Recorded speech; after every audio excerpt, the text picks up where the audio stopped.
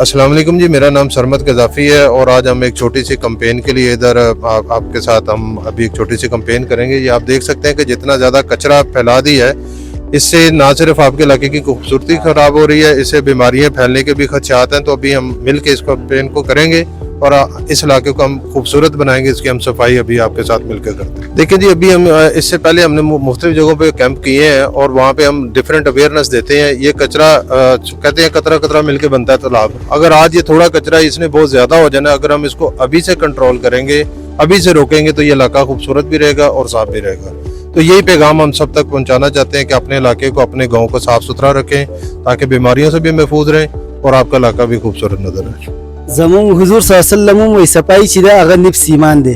موږ ټول لپاره دی چې موږ خپل علاقه چې دا هغه صفا ساتو. دې سره به زموږ سره ټوریست هم راځي او کم کسان چې دلته راځي هغه د سګندغه کوي، نو هغه له پکاري سره ډسپلین ورته موږ ولګو چې هغه کې ګندغه کوي. او